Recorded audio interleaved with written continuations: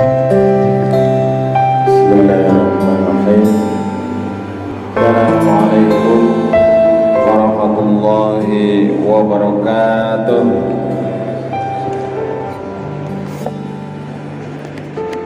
Alhamdulillahilladzi arsala rasulahu bil huda wa dinil haqq liyudhhirahu 'alad dini kullih wa kafaa billahi shahida. Asyhadu an la ilaha illallah wahdahu la syarika lah wa asyhadu anna Muhammadan 'abduhu wa rasuluh. Qala Allahu ta'ala fil Qur'anil Karim, a'udzu billahi minasy syaithanir rajim. Innallaha ya'muru bil 'adli wal ihsan wa ita'i dzil qurba wa yanha 'anil fakhsya'i wal munkar wal baghi ya'idukum la'allakum tadhakkarun. Sadaqallahul 'azim. Amma ba'du. Jamaah pengawasan malam Selasa Masjid Al-Azhar kang dipun rahmati dening Allah. Monggo sarengan wonten kesempatan minulya menika kita ngunjukaken raos syukur dumateng Allah Subhanahu wa taala. Bi qaulina alhamdulillahi rabbil alamin. Dene wekdal menika dalu menika kula panjenengan sami tasih saged pinanggih bisa ketemu lagi. Mudah-mudahan pertemuan kita senantiasa diridhoi, diberkahi Allah Subhanahu wa taala. Amin ya rabbal alamin. Salawat salam semoga senantiasa tercurahkan kepada junjungan kita Nabi Muhammad sallallahu alaihi wasallam. Jumrambah dumateng keluarga, dumateng para sahabat lan kaum muslimin muslimat, lan mugi-mugi kula panjenengan sami pikantuk syafaatipun benjang wonten ing dinten kiamat. Amin ya rabbal alamin. Bapak Ibu derek daya wonten ing kesempatan minulya menika kula badhe ngaturaken sekedhik ing antawisipun di antara prinsip dalam ajaran Islam, yaitu menegakkan keadilan. Allah Subhanahu wa taala Maha Adil. Al-Adlu ini di antara nama-nama Allah yang baik adalah Allah Maha Adil. Adil dalam segala-galanya. Allah Subhanahu wa taala menciptakan manusia dengan prinsip keadilan. Diciptakannya kita dalam bentuk yang sebaik-baiknya. Ini juga merupakan salah satu bukti keadilan Allah Subhanahu wa taala.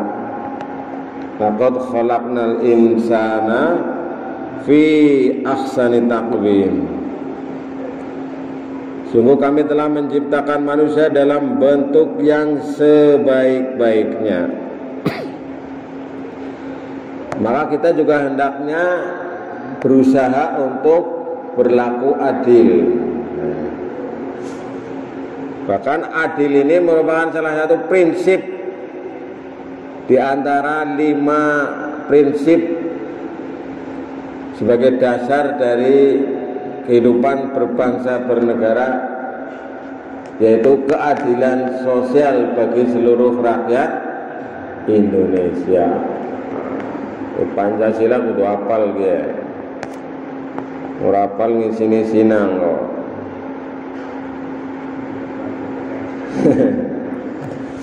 Nah, Bapak Ibu saudara sekalian, al-adalah ini juga merupakan salah satu prinsip dalam ajaran Islam. Jadi jauh hari sebelum bangsa Indonesia mengakui keadilan ini sebagai dasar dalam kehidupan berbangsa, bernegara, jauh hari Islam sudah menggariskan ini menjadi salah satu prinsip dalam kehidupan yang disebut dengan al-adalah, prinsip keadilan di samping prinsip-prinsip yang lain. Apa itu adil? Nah, ini dalam bahasa Arab, adil itu artinya antara lain adalah sama dan seimbang. Maka dalam pengertian ini, keadilan dapat diartikan sebagai membagi sesuatu yang sama atau memberikan hak yang sama kepada orang atau kelompok serta status yang sama. Ini arti dalam satu sisi. Kemudian arti yang kedua adalah seimbang. Dalam pengertian ini, keadilan dapat diartikan dengan memberikan hak dengan seimbang, memberikan kewajiban dengan seimbang, atau memberi seseorang sesuai dengan kebutuhannya. Misalnya orang tua, orang tua yang adil maka dia akan membiayai anaknya sesuai dengan tingkat kebutuhan sekolah masing-masing. Maka dalam hukum waris misalnya anak laki-laki ditetapkan oleh Allah mendapat warisan 2 kali dari bagian perempuan. Hal ini karena laki-laki setelah berkeluarga menanggung kewajiban membiayai istri dan anak-anaknya. Nah, ini diantaranya penjelasan tentang keadilan. Jadi Allah Subhanahu wa Ta'ala Maha Adil, maka kita juga harus berusaha adil.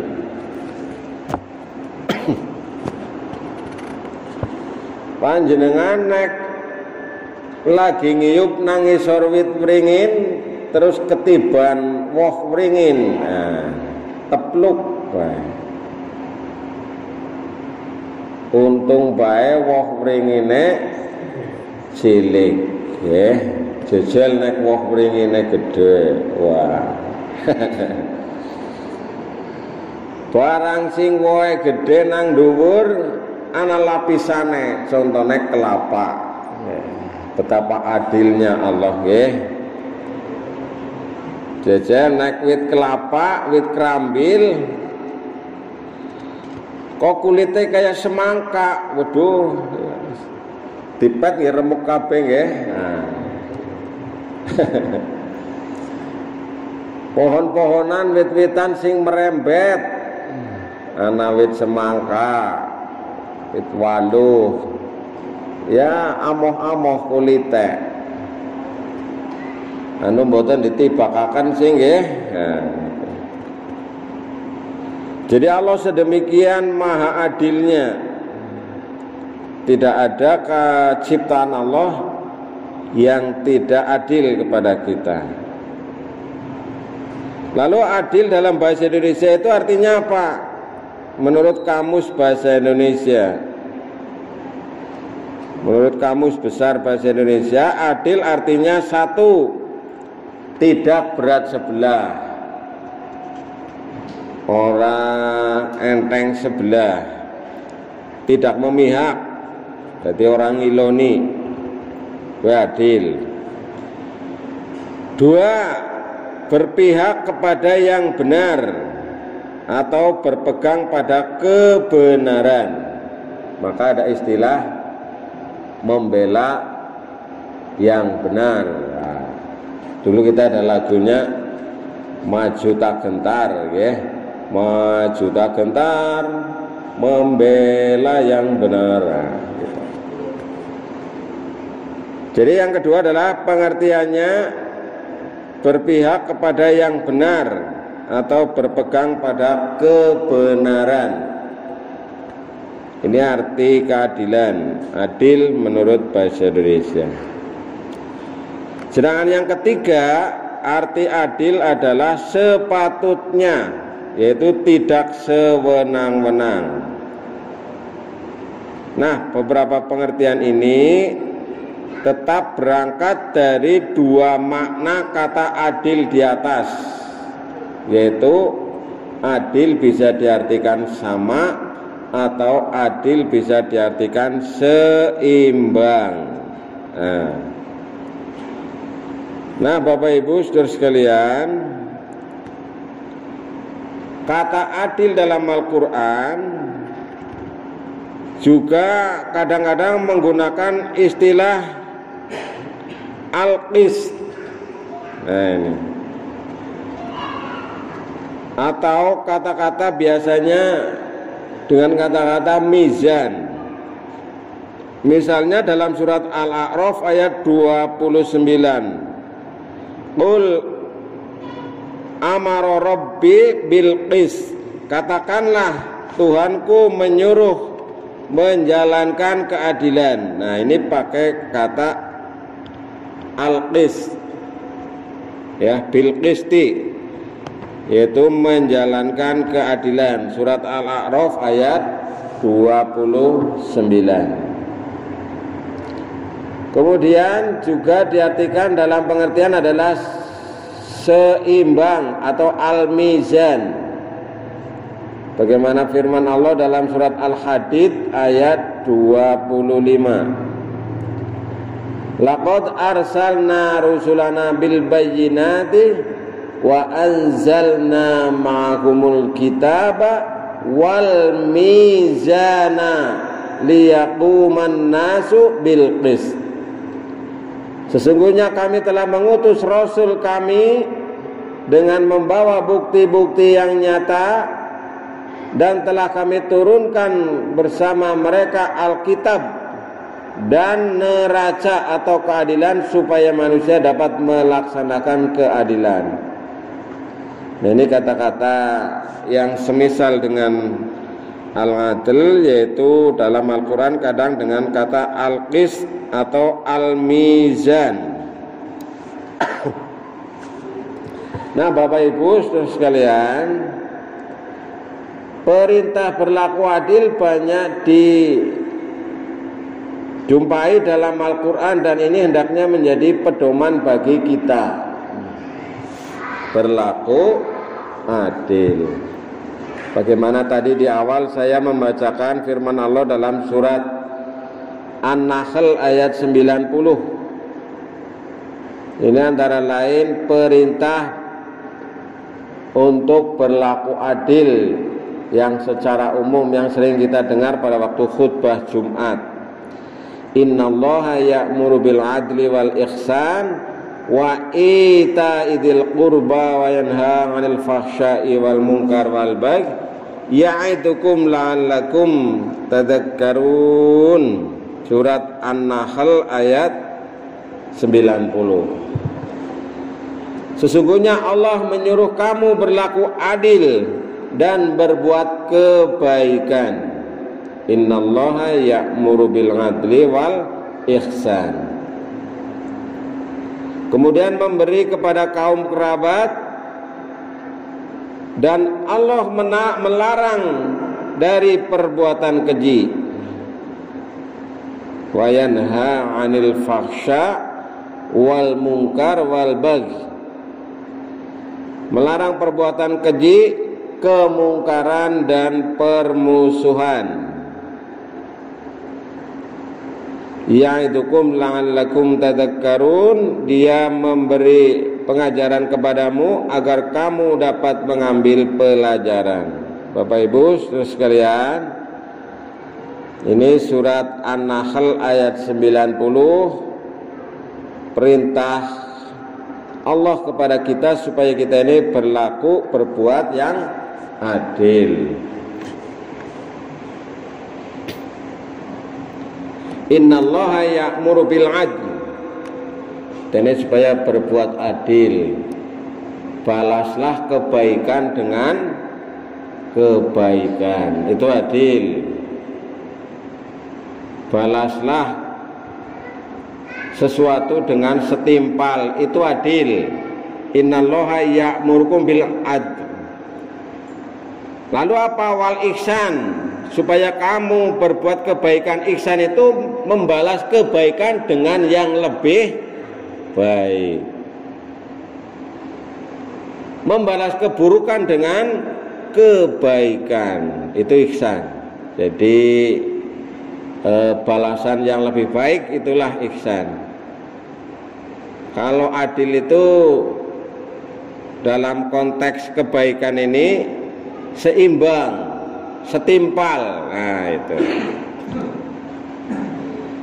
Maka Allah memerintahkan supaya kita ini berbuat baik kepada kerabat, dan Allah melarang berbuat keji, mungkar dan permusuhan.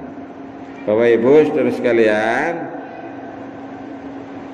ini perintah secara umum supaya kita ini berlaku adil, berbuat adil kepada siapa saja.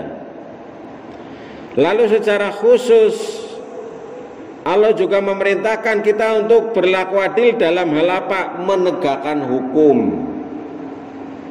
Karena hukum harus ditegakkan dengan seadil-adilnya. Kemudian yang kedua, adil dalam mendamaikan konflik. Kalau ada konflik, ada pertikaian, ada permusuhan, kula jenengan sami kon jadi penengah. Nah, kowe kon sing berlaku adil. Aja ngiloni nganah, aja ngiloni ngene. Kemudian yang ketiga, adil terhadap musuh. Bahkan terhadap musuh kita juga harus berlaku adil. Tawanan perang itu diberlakukan dengan manusiawi, tidak boleh diberlakukan seperti binatang. Kemudian yang keempat, adil dalam kehidupan rumah tangga. Ini perintah Allah dalam Al-Quran supaya kita ini adil dalam pergaulan di dalam rumah tangga. Dan yang kelima, adil dalam berkata. Jadi berkata itu yang mencerminkan dari suatu keadilan. Nah, Bapak Ibu saudara sekalian, perintah berbuat adil. Misalnya keadilan dalam hukum. Agama Islam mengajarkan bahwa semua orang dapat mendapatkan perlakuan yang sama dan sederajat dalam hukum, bukan karena perbedaan kulit, status sosial, ekonomi, politik dan lain sebagainya. Nah, ini hendaknya keadilan dalam hukum menjadi sesuatu yang harus dilaksanakan oleh seorang muslim. Maka Allah memerintahkan supaya kita ini berlaku adil dan menyampaikan amanat kepada orang lain. Innallaha ya'murukum an tu'addul amanati ila ahliha. Sesungguhnya Allah menyuruh kamu menyampaikan amanat kepada yang berhak menerimanya. Wa idza hakamtum bainan nas antahkumu bil adl. Dan menyuruh kamu apabila menetapkan hukum di antara manusia supaya kamu menetapkan dengan adil. Innallaha ni'ma ya'idukum bih. Sesungguhnya Allah memberi pengajaran yang sebaik-baiknya kepadamu. Innallaha kana sami'an basira. Sesungguhnya Allah Maha mendengar lagi Maha melihat. Surat An-Nisa ayat 58.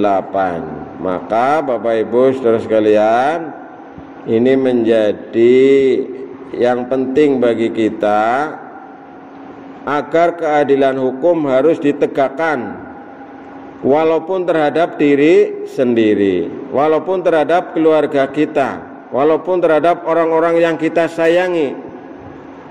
Maka tatkala seorang sahabat yang dekat dengan Rasulullah minta diistimewakan,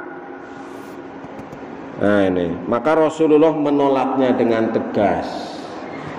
Jadi keadilan itu tidak pandang bulu apakah dia karib kerabat, apakah dia saudara, bahkan terhadap dirinya sendiri.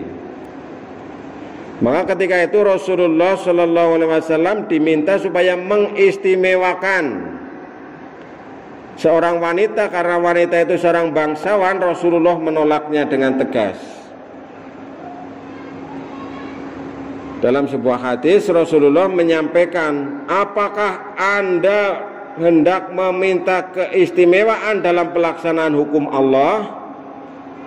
Sesungguhnya kehancuran umat yang terdahulu karena mereka menghukum pencuri yang lemah dan membiarkan pencuri yang kuat. Maka demi Allah yang memelihara jiwa saya, kalaulah Fatimah binti Muhammad mencuri, pastilah Muhammad akan memotong tangannya putrinya itu. Nah, ini sabda Rasulullah Shallallahu Alaihi Wasallam ketika ada seseorang yang minta diistimewakan. Hingga Rasulullah berjanji, kalaupun anaknya yang bernama Fatimah itu mencuri, maka dia akan memotong tangannya. Inilah bukti keadilan Rasulullah Shallallahu Alaihi Wasallam. Bapak Ibu saudara sekalian, ini keadilan memang berat sekali ini. Maka hati-hatilah bagi seorang hakim, seorang qadhi. Karena jika memutuskan dengan tidak adil, maka dia diancam oleh Allah Subhanahu wa taala. Rasulullah pernah bersabda, dari 3 orang hakim atau qadhi atau yang mengadili, 2 orang akan masuk neraka dan hanya 1 yang masuk surga. Jadi hakim itu 2 masuk neraka, yang 1 masuk surga. Lalu siapa hakim yang masuk neraka itu? Hati-hati ini. 1, hakim yang menjatuhkan hukuman dengan cara yang tidak adil, bertentangan dengan hati nurani, serta bertentangan dengan Al-Quran dan As-Sunnah, sedang dia sendiri mengetahui dan menyadari perbuatan itu. Nah, ini hakim yang masuk neraka. Saya ulangi, hakim yang masuk neraka itu ada 2. Yang pertama, hakim yang menjatuhkan hukuman dengan cara yang tidak adil, karepe dewek. Kemudian yang kedua, bertentangan dengan hati nuraninya.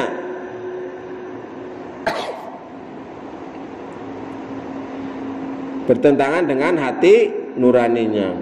Kenapa diputuskan begini? Karena disogok. Misalnya karena dikasih uang, dibayar, diwe amplop, ditransfer, gelem ora gelem memutuskan sesuai dengan yang memberikan. Anu pirang-pirang. Kemudian yang ketiga, bertentangan dengan Al-Quran dan As-Sunnah. Nyata-nyata salah, ora diputus salah, malah diputus bener, malah bebas. Karena apa? Oleh duit. Nah, hakim yang masuk neraka itu, dia itu mengetahui dan menyadarinya.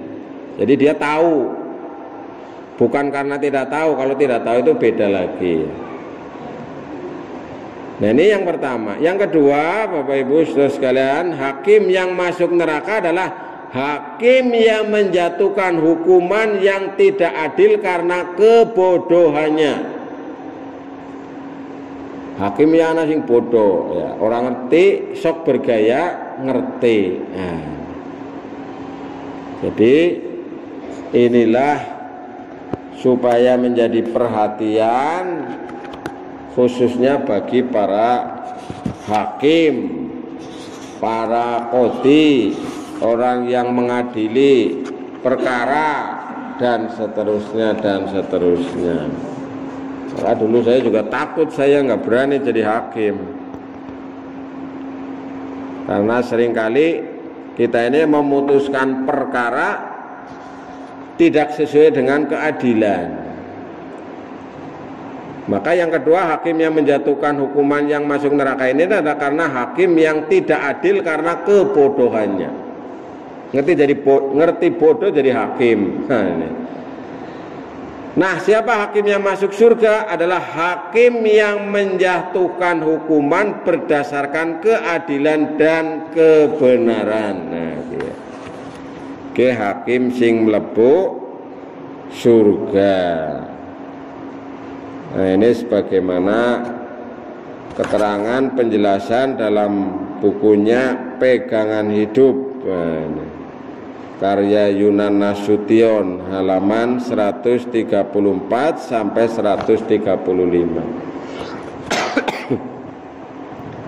Jadi akeh-akeh hakim gue banyak yang masuk neraka.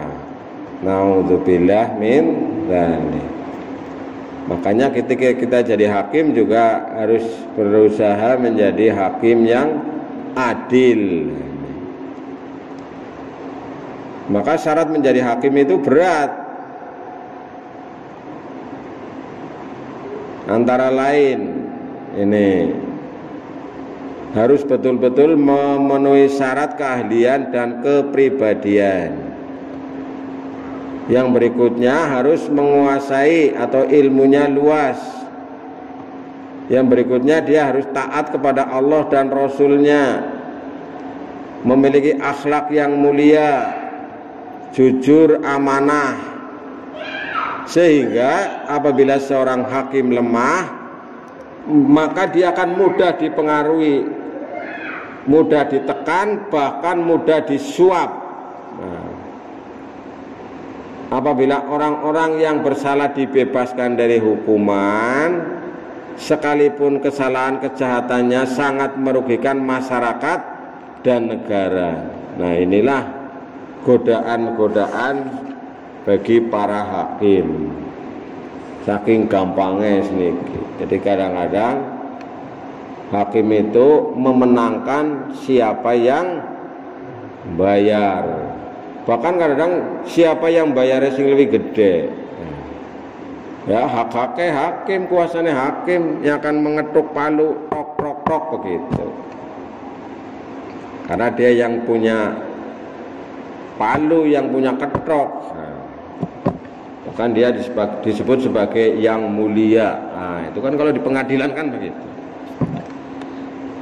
Hakim yang mulia, hakim yang terhormat, luar biasa. Karena dia bertindak atas nama Tuhan.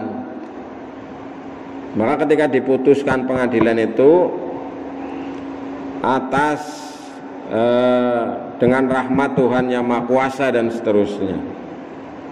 Jadi memutuskan perkara itu ini adalah dianggap sebagai sebuah kebenaran. Ini keputusan hakim. Hakim Nangaring Indonesia. Dah, Bapak Ibu saudara sekalian, ini kalau kita mengkaji masalah ini, kita sesuaikan dengan kondisi bangsa Indonesia, tentunya kita sangat prihatin. Sangat prihatin. Kadang-kadang ini bukan hukum keadilan sekarang, hukum rimba. Siapa yang kuat dialah yang menang. Siapa sing duwe duit akeh, siapa sing duwe pangkat dhuwur ya kuwi sing menang. Maka hati-hati dengan situasi kondisi bangsa Indonesia ini. Apalagi sekarang lagi rame gencar data-data pribadi dicuri.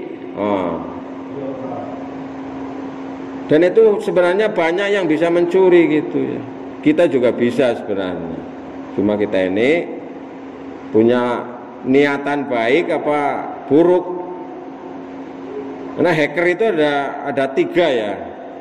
Ada hacker kanan, ada hacker kiri, ada yang memang itu hanya membuat program untuk hacker itu ada. Jadi ada klubnya itu. Kalau hacker yang kiri ini hacker yang merusak. Jadi dia membobol apa saja, data-data pribadi dibobol. Nah, hacker kanan ini adalah hacker yang mengantisipasi. Jadi menjadi ya mereparasi, memperbaiki yang kena hack-hack itu. Lalu ada lagi yang ketiga adalah orang yang memang dia memproduksi alat untuk hacker, tinggal nanti digunakan untuk apa gitu. Bisa membuat program. Pejabat misalnya di hacker, dicuri datanya, diumumkan ke publik, oh ternyata Menteri A urung vaksin. Itu bisa ngerti dari Menteri A urung vaksin, yang ketiga Menteri B urung, dan sebagainya. Ramai ini ya, siapa hacker itu tidak tahulah ya. Ya, apakah dia orang Indonesia atau bukan ya nggak tahu. Baik, sekarang kita beralih ke aspek keadilan yang lain. Tadi aspek keadilan di bidang hukum, ya, yang ini sedang sakit. Maka Komarudin Simanjuntak sempat kemarin minta maaf, yang kemarin ramai itu, karena tidak bisa memenuhi harapan masyarakat. Tadinya menggebu-gebu sekali, ternyata yang dihadapi ini luar biasa. Nah, di samping keadilan dalam hukum, agama kita, agama Islam memerintahkan supaya kita ini manusia, terutama orang beriman, untuk bersikap adil dalam semua aspek kehidupan. Adil baik terhadap diri sendiri, baik terhadap keluarga, maupun kepada orang lain, bahkan terhadap musuh sekalipun. Ya, musuh kepriwe deneng supaya kita ini berlaku adil terhadap musuh.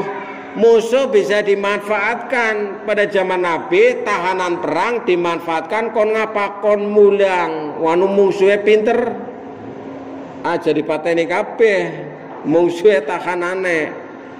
Tapi kon mulang, misalnya kon mulang maca, kon mulang nulis, kon mulang ilmu. Nah, ini berlaku adil. Nah, keadilan yang dimaksud adalah yang pertama, adil terhadap diri sendiri. Adil maring awake dewek. Kira-kira ana panganan yang sing adil ya nek nggo awake dewek di pangan, diminum. Ngerti-ngerti nggih? Nah, monggo kali disambi.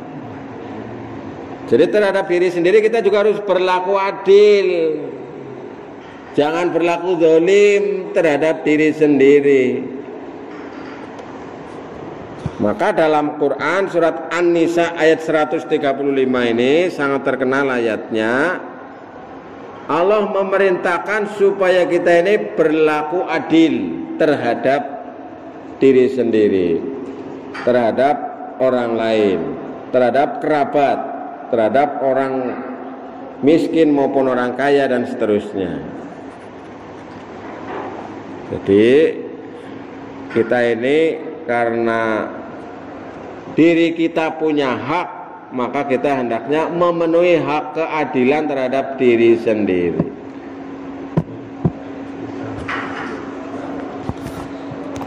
Ya ayyuhalladzina amanu kunu qawwamina bil qisti syuhada. Hai orang yang beriman, jadikanlah kamu orang yang benar-benar menegakkan keadilan, menjadi saksi karena Allah biarpun terhadap dirimu sendiri, syuhada alillah walau ala anfusikum awil walidaini wal aqrabin, menjadi saksi karena Allah walaupun terhadap diri sendiri, terhadap ibu bapak dan kaum kerabatmu. Ini luar biasa. Lalu Allah memerintahkan jika dia atau terdakwa atau penggugat kaya atau miskin, maka Allah lebih tahu maslahatnya. Maka janganlah kamu mengikuti hawa nafsu. Maka janganlah kamu mengikuti hawa nafsu kamu ingin menyimpang dari kebenaran. Al-Quran surat An-Nisa ayat 135. Ya ayyuhalladzina amanu kunu qawwamina bil qist. Orang yang beriman, jadikanlah kamu orang yang benar-benar menegakkan keadilan. Jadi sebenarnya kita ini hidupnya menjadi indah, nyaman kalau prinsip keadilan bisa ditegakkan. Tapi kalau kayak gini kondisinya, keadilan bangsa Indonesia dipertontonkan oleh para penegak hukum kayak gitu, ya kita sakit rasanya, kita tak berdaya kita, karena dia yang punya sing duwe kuasa bekaya kae. Ya, kita berdoa kepada Allah, mudah-mudahan keadilan akan segera terwujud sebagaimana cita-cita bangsa Indonesia, keadilan sosial bagi seluruh rakyat Indonesia. Bagaimana dalam pembukaan UUD, bagaimana dalam Pancasila, bagaimana juga dalam pasal-pasal di Undang-Undang Dasar itu kan mengamanatkan supaya berlaku adil. Tapi rupanya keadilan itu banyak disalahgunakan, omong kosong. Keadilan itu hanya milik orang-orang yang punya duit, orang yang punya kuasa. Rakyat kecil, orang yang tidak punya uang banyak tersia-siakan, menderita karena korban dari keadilan yang tidak ditegakkan.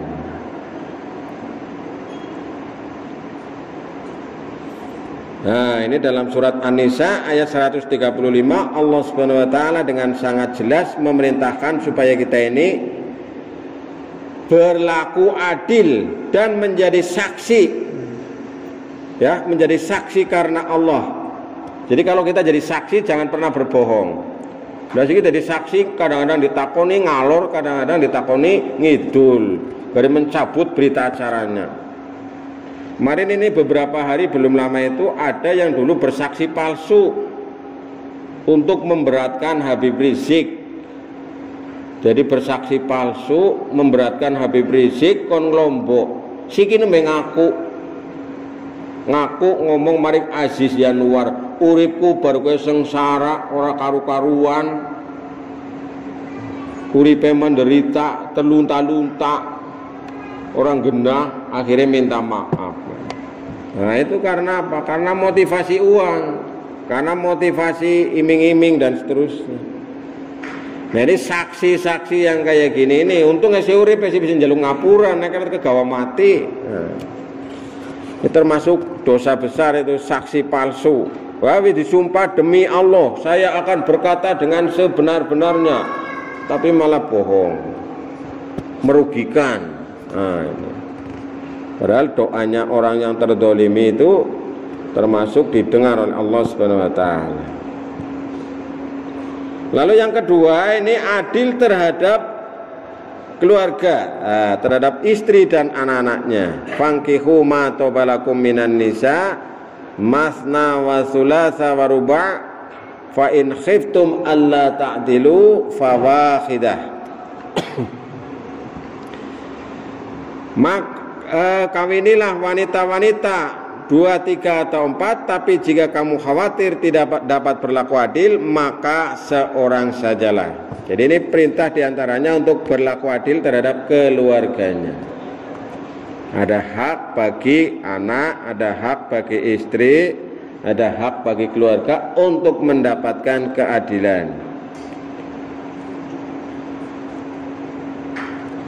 Maka Rasulullah dalam sebuah hadis riwayat Muslim menyampaikan, ittaqullaha wa'dilu baina auladikum.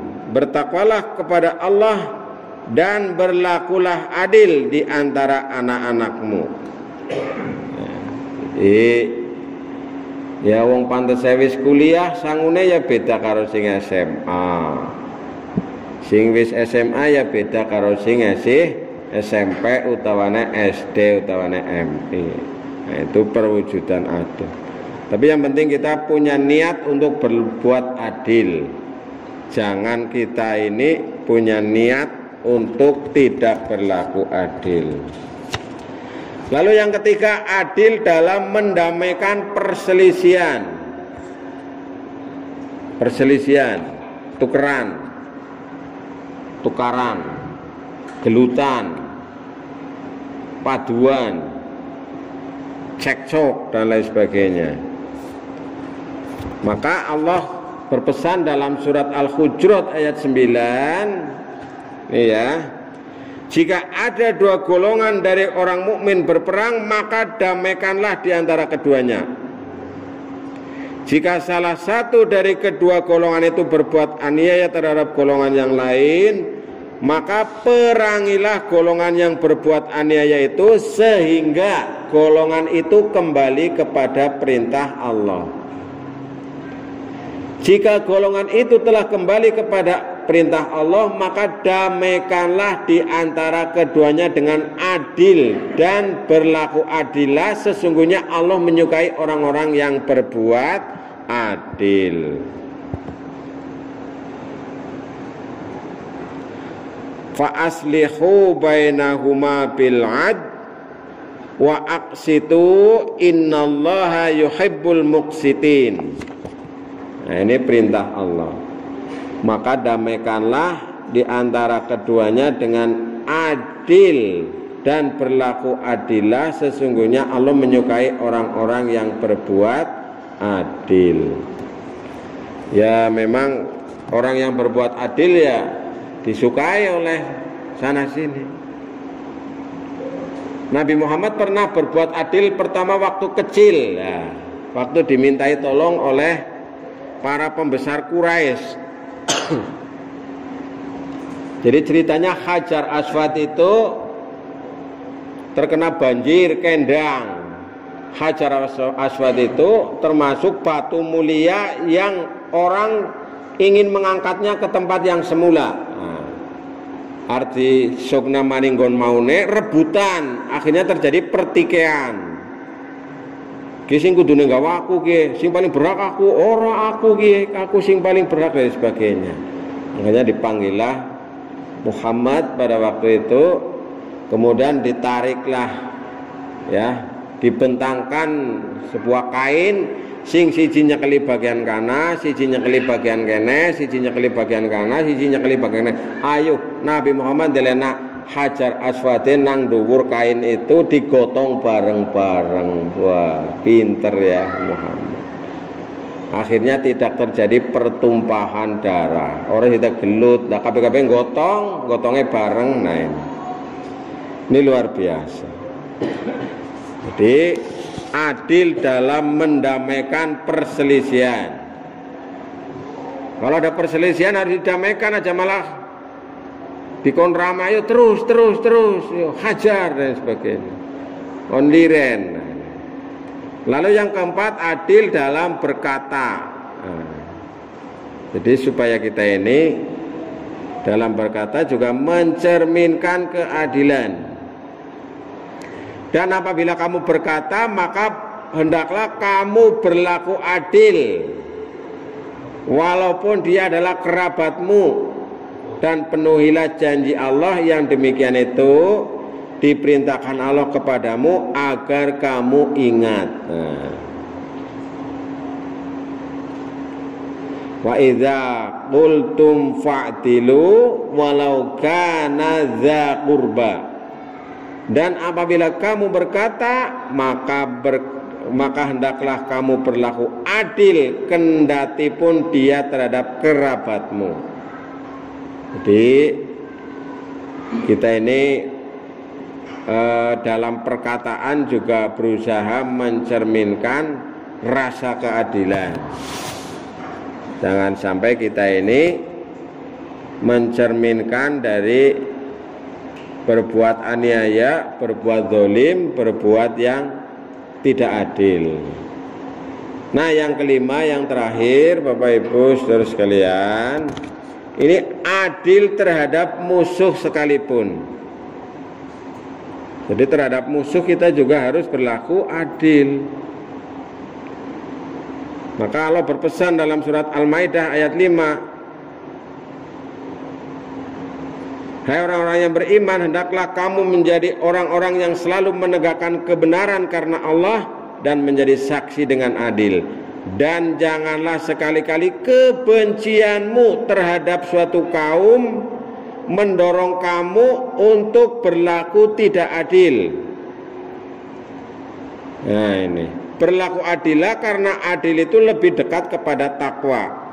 Dan bertakwalah kamu sekalian kepada Allah, sesungguhnya Allah Maha mengetahui apa yang kamu kerjakan. Al-Quran surat Al-Maidah ayat 8. Ya ayyuhalladzina amanu kunu qawamina lillahi syuhada'a bil qist. Jadi orang yang beriman hendaklah kamu jadi orang yang selalu menegakkan kebenaran karena Allah dan menjadi saksi yang adil. Nah, Allah juga pada ayat ini berpesan i'tilu huwa aqrabu littaqwa. Berbuat adillah karena adil itu lebih dekat kepada takwa. Wattaqullah innallaha khabirum bima ta'malun. Dan bertakwalah kamu sekalian kepada Allah, sesungguhnya Allah mengetahui apa yang kamu kerjakan. Jadi Bapak Ibu saudara sekalian, jangan sampai rasa benci kita itu menyebabkan kita ini berlaku tidak adil. Maka jadi hakim itu ketika memutuskan, satu, tidak boleh dalam keadaan marah. Jadi hakim itu waktu memutuskan tidak boleh dalam keadaan marah. Yang kedua, hakim ketika memutuskan itu tidak boleh dalam keadaan lapar.